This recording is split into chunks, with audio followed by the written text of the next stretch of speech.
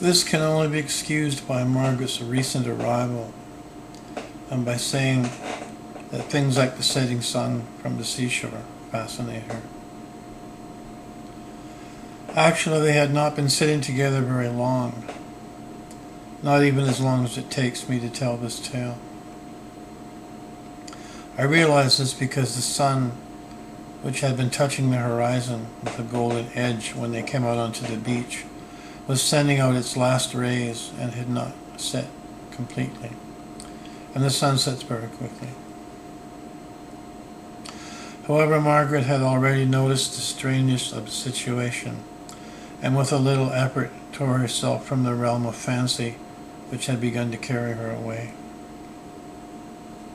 She noticed how Leslie's voice has changed, how suddenly he had fallen silent.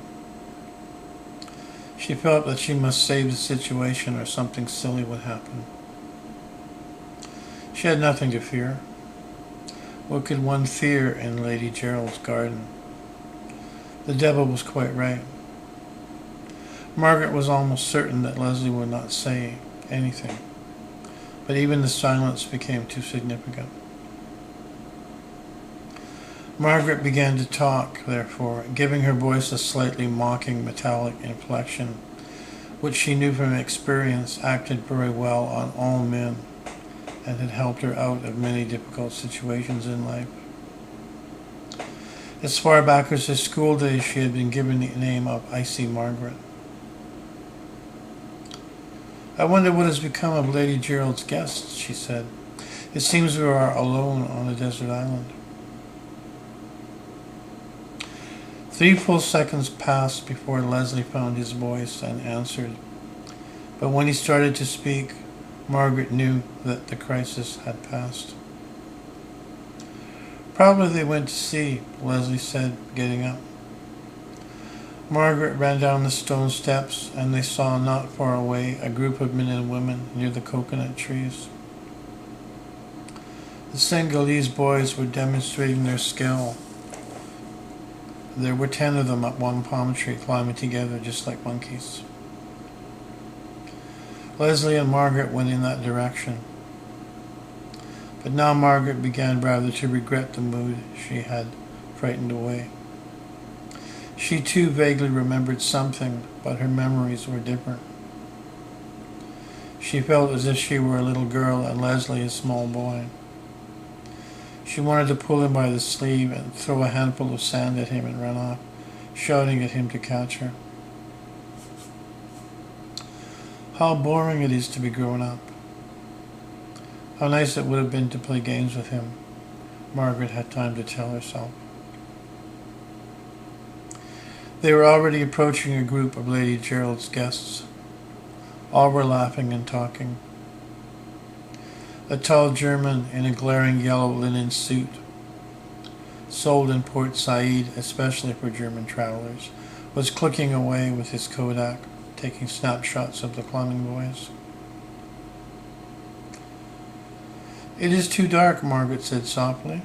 "Or can one still take photographs?" she asked, turning to Leslie. She felt herself at fault with him, and she wanted to redress the wrong. "It depends on the kind of camera," said Leslie. "Do you take photographs?" "Yes, and I have a very good and expensive camera," said Margaret, and remembered in passing one of her faithful admirers who had given it to her. "Only I don't know how to use it." "It is possible with a good camera," said Leslie, still feeling resentful. "If you stand with your back to the sea with the lens at f/4.5, you can now take photographs at 1/100th of a second on the most sensitive plate and 1/50th on film. But nothing will come out for that character with the brownie," he added, softening and feeling that he could not be angry with Margaret for long. "But just look at the yellow suit and the sky blue tie. That's a German tourist notion of a tropical outfit. I wonder where Lady Gerald catches such characters." Glancing at Margaret as he spoke, he suddenly felt a sadness so agonizing that he was amazed. It was as though he remembered something in the distant past, of losing Margaret in exactly the same way as he was about to lose her now. At once, everything became dull and disgusting. The whole world turned into a German in a Pool's costume with a Pool's accent. Two ladies began to talk to Margaret. Leslie moved away and began to smoke. If you could have seen the little devil, he would have noticed that the devil's first followed Margaret with his eyes full of spite and triumph, then turned 3 somersaults on the sand, ran up to Leslie, and stood opposite him, mimicking his movements and pretending to smoke a twig. Later they all went into the house and said goodbye to each other. When Leslie took Margaret's warm, soft hand, an electric current passed between them. This was the last time. Afterwards, Leslie returned home by the same railway.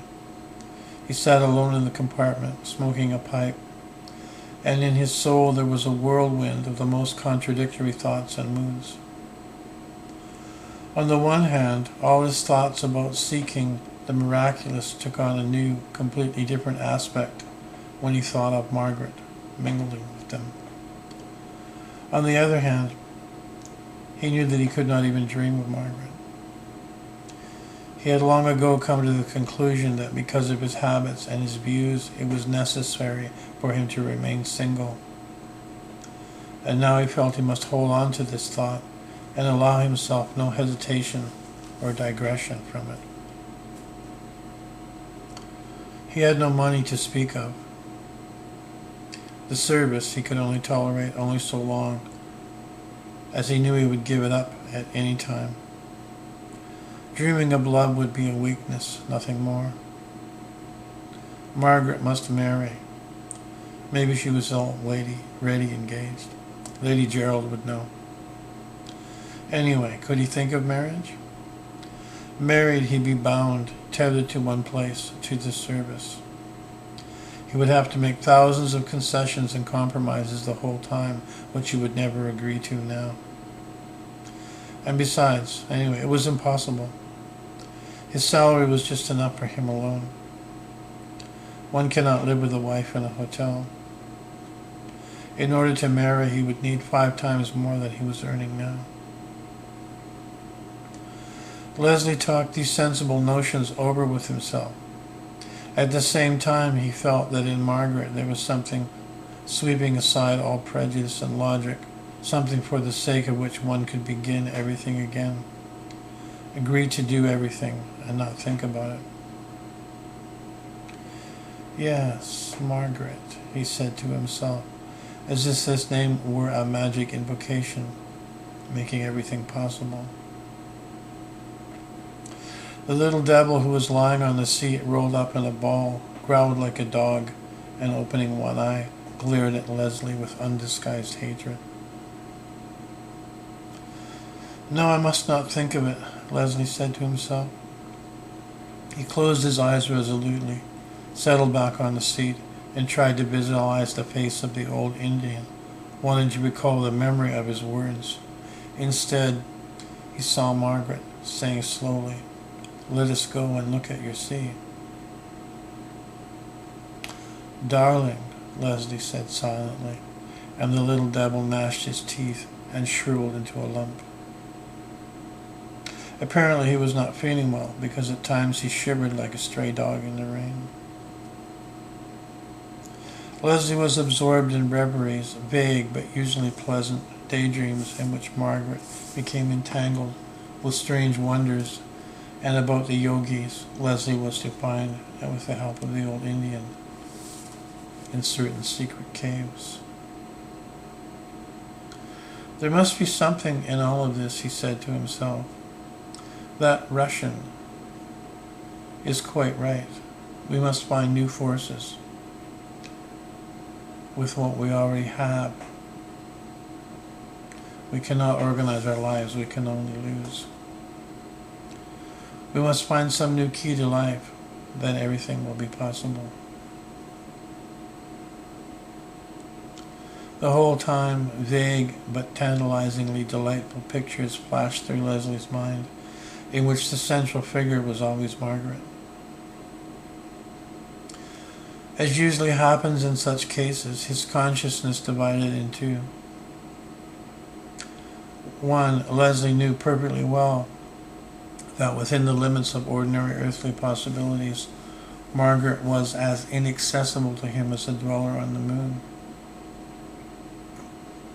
But the other Leslie did not at all want to take into consideration any of the earthly possibilities, for he was already building something fantastic and rearranging the bricks of life according to his own ideas. It was exceptionally delightful to think of Margaret. Permitting himself these reveries, these dreams about Margaret, unbeknownst to her, made Leslie feel like the knight who serves his princess, even without her being aware of it. When he had achieved something, when he had found something, he would write and tell her what an impression their meeting had made on him, how much Margaret had done for him without herself suspecting it, and how he was searching for her and found the miraculous. As soon as Leslie came to a break in his reveries, another voice in him at once picked up the thread and went on to say, Margaret could answer his letter, could write that she often remembered Ceylon, remembered their meeting and conversation, and wanted to come again, if not this year, next year. Leslie was daydreaming just like a schoolboy, but in these dreams there was more reality than he himself could ever suspect. To many it would appear simply absurd to waste any time on such castles in the air. But I, long ago, became accustomed to the idea that the most fantastic things in life are the most real. I knew Margaret well because I knew her type, and Leslie's dreams did not strike me at all impossible. In fact, it is just such dreams which have the chance to become true. Margaret considered herself to be very positive and practical. However, she was mistaken. In fact, she was one of those women who are born under a special combination of planets, thanks to which they are accessible to influences of the fantastic and the miraculous. Should Leslie ever be able to touch upon these strings of her soul, she would follow him without asking for anything else. The little devil was apparently of the same opinion as I, because he was greatly displeased with Leslie's dreams. He woke up and sat making grimaces as if he had a toothache. Then, apparently unable to stand anymore, he leaped up and jumped out the window. Turning 3 somersaults in the air, the little devil flew into the window of a narrow third-class compartment where it was completely dark. Third-class coaches are not lit in Ceylon, very crowded and noisy. There he interfered with a quarrel which had just begun, and in a short time brought it to a fairly lively state. This slightly improved his mood, and when he caught up with Leslie on the way from the station to the hotel, he was not looking as wretched as before. You could see he was ready for a further struggle. I did notice, however, that usually toward evening he became only the shadow of himself. So difficult was it to keep watch over Leslie White. Leslie went to his room and, without putting on the light, sat down by the table.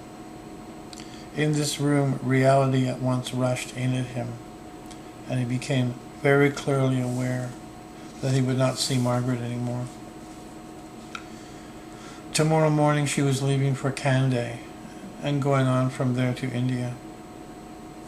His leave was ending shortly, and most likely he would be sent on a mission to the jungle in the southwestern part of the island. He got up and switched on the light, his eyes squinting because of its brightness. He closed the shutters and took out of the table drawer a thick copybook in which he had taken notes yesterday. How strangely foreign everything which he had been writing yesterday seemed to him today, as if a year had passed since yesterday evening. Everything was so naive, almost childish. Leslie recalled the morning and sailing in the catamaran. This also was long ago. Now suddenly he began to understand much that was new, as though his eyes had been opened. All this had happened during the course of the last 2 hours. From the talk with Margaret, from sensations that overwhelmed him, from dim memories of something other. All yesterday's thoughts had somehow reconstructed themselves in a new way, since Margaret had entered them, and now they became much nearer, much more real, and at the same time even more inaccessible, more difficult. Must sort this all out, Leslie told himself, and involuntarily looked around. For some reason at that moment, the hotel room appeared especially empty and dull to him. Somebody knocked at the door. "Come to dinner, White," said a voice outside the door. "A man has just arrived, a mineralogist from Patapari. You must come and meet him." Leslie did not want to go to dinner, but the 4 walls looked very inhospitable. It seemed too gloomy to sit there alone. He was quite glad to have an excuse to leave and seek some company. "All right," he said. For another half-second Leslie wavered. It was tedious to dress, but at the same time he felt he could not sit through the whole evening alone. He had heard before about this mineralogist, as a person who was in love with Ceylon, knowing local life better than the natives of the island. He was the sort of man Leslie liked to meet because one could always learn something new from him. Leslie got up and reluctantly began to undress. The little devil simply whizzed around him. Soon, dressed in a dinner jacket, a high collar, and patent leather shoes, Leslie was on his way to the dining room. "Hello, White. Come over here," called the company at the bar. He was introduced to the mineralogist, and at the same time the little devil bounded into a very large goblet of whiskey, which ended up in Leslie's hand. Very puzzled, Leslie looked at the wine glass, but he drank it. "No, thank you," he said, when he was offered another. He did not want to drink. However, the mineralogist interested him. He was a small man, black as a beetle, who won him over immediately with Singalese anecdotes. The whole company went to the dining room. The little devil raced ahead and changed into a bowl of turtle soup, which was placed in front of Leslie. The colonel was dining in town, and in his place sat the mineralogist. During the conversation, Leslie finished the soup and ordered a bottle of wine in honor of the guest. The little devil took advantage of this and changed into crab mayonnaise. It looked very appetizing, and Leslie took more than common sense dictated. Iced wine dispelled the feeling that there had been too much of the mayonnaise. The little devil, however, had by now turned into a fried fish with subtle sauce. When Leslie was finishing his portion, I noticed that the little devil, swaggering and holding his head, went away from the table. Turtle steak was served then, fried duck with salad. All this, of course, was the little devil. Though it did not come easily to the little devil, he nevertheless decided to deal the final blow to Leslie. Well, Leslie, who never had any trouble with his stomach, ate everything that was put in front of him, more than usual, in fact, because he felt disappointed with life when he remembered Margaret. The little devil changed into roast lamb with a piquant sauce, then into turkey, fried with ham, then pudding, then sweet cream, then goodness knows why, after the sweet hot toast and caviar. The usual absurd Celanese menu was spread out on the table, some 15 rather badly prepared dishes, all for some reason tasting alike, but with a great variety of sharp condiments, more suitable for the North Pole than the equator. After all this, with the last of his strength, the little devil changed into almonds, blue raisins, and a very sharp and hot Indian dessert of sugared fruit with ginger.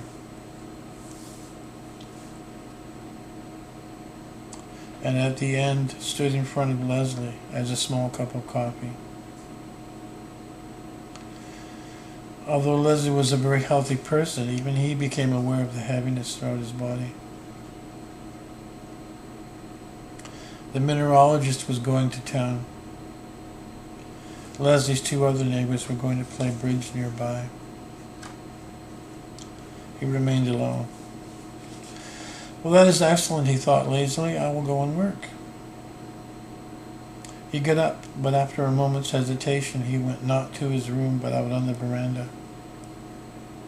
Must drink some soda, he said to himself. Large whiskey and soda, he said to the boy. On the glass-covered veranda, in low, reclining armchairs, 4 people dozed with evening papers. Leslie filled his pipe and took a paper. The whiskey was brought. He took a sip from the glass, smoked lazily for a while, and yawned. There was something he had to think over, but the thoughts only crawled lazily through his mind. Tomorrow I will contemplate it all, said Leslie to himself. After half a minute, he put his pipe, which had gone out, on the table. He turned his head to one side and sighed deeply. Within another half a minute, his breathing had become regular. Leslie was asleep. But on the arm of the armchair, still not wanting to leave him, hung the little devil, completely transparent and soft, like a deflated balloon. You see, said the devil, that is what our life is like. Is that not self-sacrifice? Think of it. The poor little devil must keep watch over every step he takes, not leaving him even for a moment. He allows himself to be eaten up, works himself into such a state, and there is still the risk of losing him because of various silly fantasies. Tell me, is there anyone among you who would be capable of doing something like that? What would happen to you without us? I won't argue, I said. I see you put a lot of effort and ingenuity into holding us in your hands. But I do not believe that such simple methods will work for long. They have been working ever since the time of Adam, the devil said modestly. Their main merit is that they are simple and do not arouse any suspicion. People fall into 2 categories on this matter. Some do not suspect danger from our side. Even when it is pointed out to them, they refuse to recognize it. You see, it makes them laugh to think that breakfasts, lunches, and dinners can have some bearing on their spiritual development and can obstruct it or prevent it. The very thought of such dependence of the spirit on the body seems offensive to them. They cannot tolerate it out of false pride and do not want to take it into consideration. In their opinion, one side of life goes on quite independently from the other. Of course, as a result of this, everyone who deludes himself like this is ours already. On the other hand, people with a bit of brain will understand where the danger lies, but at once go to the other extreme. They begin to preach abstinence and asceticism and to claim that this is good in itself, pleasing to God and of a higher morality. Along with this, as usual, they do not watch themselves so much as their own neighbors. These are our favorite helpers. All the same, I'm convinced that Leslie White will reach the essence of the matter now that he has become interested in yoga. The devil, obviously furious, stamped with his hoof, and a shower of sparks flew from the stone. You are right this time, he said. Leslie has reached the essence of the matter, and what is even worse, he has found ways of communication with other such lunatics. This creates a very dangerous situation for him. It started as follows. While traveling to the south of Ceylon, he revisited that Buddhist monastery where you met him. Well, you know, he likes to poke his nose into everything, inquiring into the life of monks. He became very interested in knowing what they ate, how they ate, and when they ate. And when he was told that they ate nothing after midday, according to the rules for Buddhist monks, he was most eager to know why it was so. In the end, he decided to try such a regimen for himself, and he now lives on rice and fruit and eats once a day. He is playing a dangerous game, but there is something still worse. The thought occurred to him that he was not alone. You know, when this thought occurs to a person, he will very quickly find confirmation. In the end, he learned about the existence of a chain. To put it another way, it all happened just as the old Indian had promised. Out of the dark night, he saw the lights of people going to the one temple, to the same feast. Well, that was bad enough. I do not believe in this gibberish. But it is very dangerous for people, particularly such types as Leslie White, who are not satisfied with fine words and good intentions. I do not know what kind of feast it is. All those people go to their own destruction. They are flying like butterflies into the fire. I have told you all this before. You see, one has to put up occasionally with their self-destruction, although one pities them. The trouble is that they drag others after them. That is terrible. I do not believe in a mystical chain nor in a temple, but I must tell you that the awakening of tendencies in this direction frightens me. In the end, I will have to resort to special methods, also fairly old, and I will have to apply them in greater measure. What are these methods, I asked. That I cannot tell you now. As it is, I have given away too much. I will say only that the stake is on nobility, and in this game I have never lost once. Frankly, I've been astonished that you have trusted me with such confidence, as I said. You know, I can tell this to people. The devil laughed with a horrible, rattling laugh. You can talk as much as you like, he said. Nobody will believe you. The descendants of the animals will not believe you, because there is no profit in it for them. And the descendants of Adam will not believe you. Out of generosity, they decided at all costs to consider the descendants of the animals to be equal with them, or even to consider themselves to be descendants of the animals. Anyway, I have a special way of preventing any such talk for a long time. Now, farewell. Evidently, the devil wanted to give me a surprise when he left. He slowly began to rise and grow taller. Soon he became taller than the elephant, then grew larger than the pagodas, and finally became a huge black shadow in front of which I felt shrunk to a pinpoint, as has happened sometimes in the mountains. The black shadow began to move. I followed it. On the plain, the shadow became even bigger, rising up to the sky.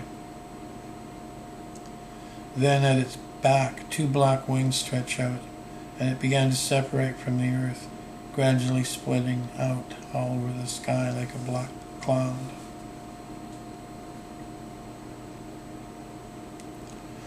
With this image in my mind, I woke up. The rain was coming down in torrents. The sky was covered with grey clouds, and along the slopes of the mountains, moving scraps of mist were scattered, thickening in each hollow. I felt tired, broken, and ill. Having stood for a while on the veranda, I decided not to go anywhere. That I did not want to see anything, and I would go back.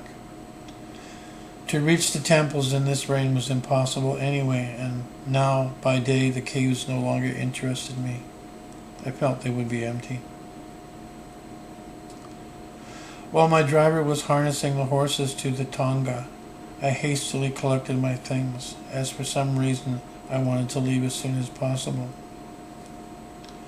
I gave little thought to my dream.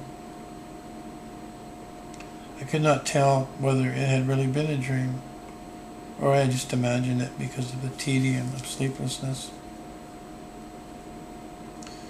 Later we traveled again from one mountain to another, past precipices where far below black ruins loomed, the remains of water mains and drains. We passed the gates of dead walled towns, whose houses had trees growing inside them. Past Delatabad with its fortress on a rounded rock, which Pierre Loti, an occasional visitor here, said was an unfinished tower of Babylon, its minaret now inhabited by wild bees. At the station I heard the bad news that the railway tracks had been washed away, and that I would have to wait goodness knows how long until they were repaired. As a result, I was stranded for 3 days. But that is just one of the delights of traveling in India during the rainy season. Before long I left India, and on the way to Europe, the news of war overtook me. In October, in London, I saw Leslie White once more. I was riding on top of a bus from the Strand to Piccadilly, and at the corner of Haymarket we were stopped by passing soldiers. The bagpipes were gaily playing a lively march to the loud roll of drums, and in front of us passed what appeared to be a newly formed Scottish regiment. In front, on a tall English thoroughbred, a colonel was riding upright and broad-shouldered, with a large drooping moustache and a small, beribboned cap. Following him were rows of soldiers intermingled with volunteers, many of whom were without uniforms. Some still wearing coats, but with Scottish caps. Others even hats, but all carrying rifles. All strong, tall, and walking with that long, light stride peculiar to the marching of Scottish regiments. They were astonishingly stylish. I simply could not take my eyes off him. The colonel on his horse, and the tall, lean, non-commissioned officer with bare knees who was passing on my side. In all of them there was something which makes the Scots distinct from soldiers anywhere else. In my opinion, this peculiarity they have inherited from Rome. Scottish soldiers are Roman soldiers. They have retained their stride, their type, and their costume. The bare-kneed uniform of the Scots, which we think very amusing, saying that they are dressed in skirts, is in fact the Roman costume surviving 2,000 years. Now the stern simplicity of khaki, replacing the traditional Scottish tartan, has brought them still closer to Rome. These thoughts and many others, tormenting and contrary thoughts about war I had lived with for 2 months, flashed through my mind while I was looking at the soldiers. I was aware again of the whole of that nightmare from which at times I had still hoped to wake up. One platoon spread out and got out of step. The tall lieutenant who was marching alongside turned and tersely gave a command. The young soldiers, laughing, ran up, evened out, and quickly caught up with the beat of the march. The lieutenant stopped, a serious expression on his face as the men filed past him. It was Leslie White. The pipes played gaily and the drums rolled. The soldiers and volunteers passed cheerfully by with short rifles on their shoulders, and I suddenly felt physically cold. I could no longer look at the soldiers from an aesthetic standpoint, admiring their style. I remembered everything: the caves of Ellora, the temple of Callias, the black shadow of the devil, and his threat which I had not understood. Now I knew this was the special method which he intended to set into motion to distract Leslie White and others like him from harmful thoughts and ambitions, and I comprehended the incredible hopelessness of the situation. On the one hand, the sacrifice of Leslie White and the others passing below was heroic. Had they and many others not decided to give up their life, youth, and freedom, the descendants of the animals would by now be quite openly ruling the world. Barbarians would long since have been in Paris, and perhaps by now they might have destroyed Notre Dame, as they would have already ravaged the cathedral in Reims. The wise old gargoyles, which revealed so much to me, would have perished, and the strange complicated soul would have fled from the earth. How much more could they have destroyed? At the same time, there was something still more terrible in all that was happening. I could see that the descendants of Adam might find themselves in different camps. What chance had they now of recognizing each other? Whether there was a chain or not, whether it had begun to come into being or not, I did not know. However, I felt that now the possibility for any kind of mutual understanding had been shattered for some time ahead. All the chessmen on the board of life were muddled up again. And from out of remote subterranean regions, banalities and vulgarities were being released into the world, together with clouds composed of lies and hypocrisy which people were being forced to breathe. How long this will continue, I do not know. The soldiers passed, and the heavy bus, swaying a little, set off again, overtaking the one in front. What has Leslie retained from yoga, from Buddhism, I asked myself. For now, he must think, feel, and live like a Roman legionnaire, whose duty is to defend the eternal city from the barbarians. An entirely different world, another psychology. Now all these refinements of thought seem an unnecessary luxury. Probably he has already forgotten about them, or will soon forget. Who in the end knows whether there are more barbarians outside the walls or within them? How does one recognize them? The key, once again, has been thrown into the deep sea. The stake is on nobility. I remembered the words of the devil, and I had to admit that this time he had won.